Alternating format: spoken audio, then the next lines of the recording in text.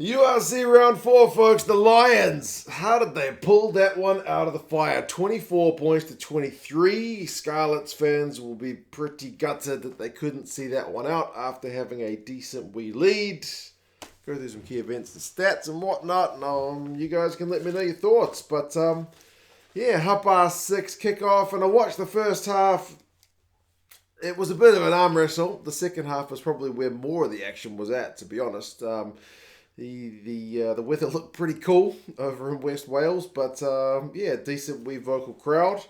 And they were treated to some Scarlets points early, man. 3-0. Johan Lloyd, I didn't even know he was back in Wales after spending some time at Bristol. Shows you how much URC I've been watching, but I'm back into it now. But good to see him back in Wales. So 3-0 when he gets a penalty early. A few scrums, a few kicks from hand. It's pretty tentative. And first try of the game, Tom Rogers, man, on 16 minutes. Johan Lloyd, speaking of him, he gets the opening line break, which sets up the kind of initial 9 phases. They finish it out on the left wing.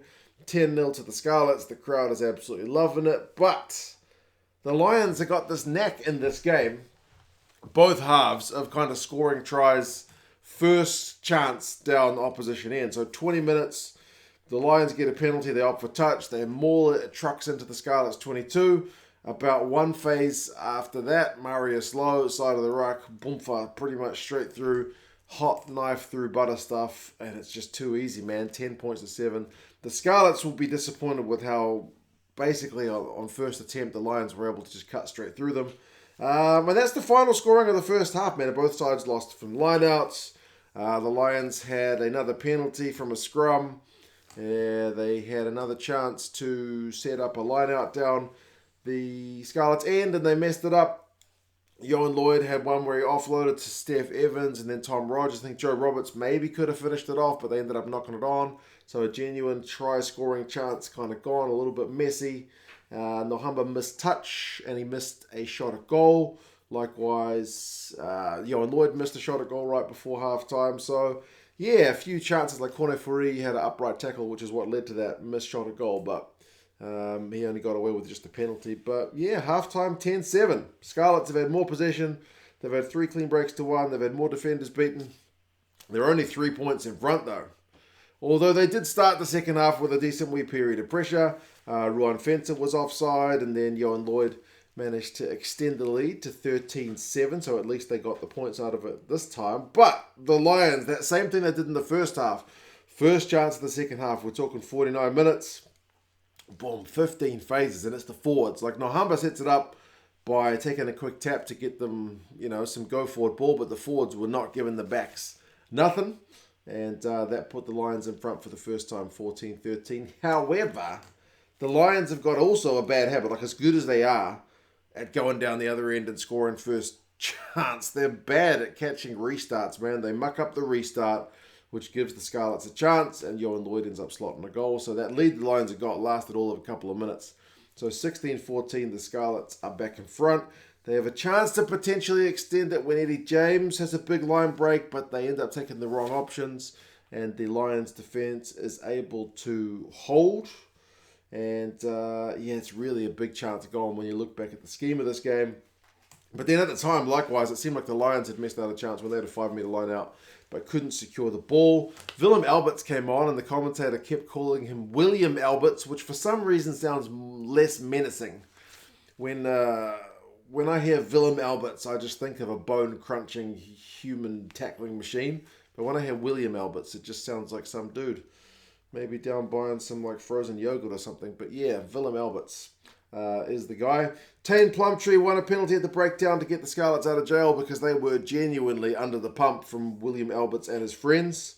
The Lions came back at them again, 14 phases. They ended up knocking on. The pressure was intense. I was kind of wondering, when are the Lions going to score? And if not, they're probably done. But after all that defending, it was the Scarlets who ended up getting the points. And I thought it was game over. I genuinely thought 68 minutes, all that defense, they get a penalty at scrum time, which was kind of unusual. The Scarlets I'm talking about, they got a penalty at scrum time to get them some field position out of their own half. They go down the other end and they maul it, which is something we've more associated with the Lions in this game. they mauled it over. Ryan Elias, 69 minutes, he's able to go over, and it's a good conversion to take it beyond 7. So 23-14, after all that defending the Scarlets have had to do and the Lions unable to get points, I thought that was pretty much the game. 10 minutes to go. Can't really see the Lions scoring twice.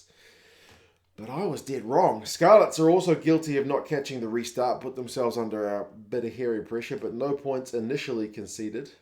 They get out of that one. But then 73 minutes, the Lions have got a line break from a kick through. Tom Rogers may be a bit lucky not to see yellow because he kind of cynically killed the ball a wee bit, but the Lions opted for 3.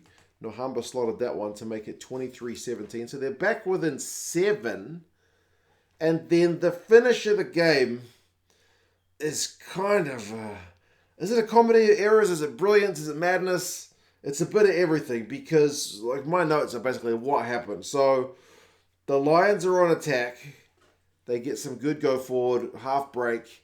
The Scarlets guys come very close to turning them over, but not quite.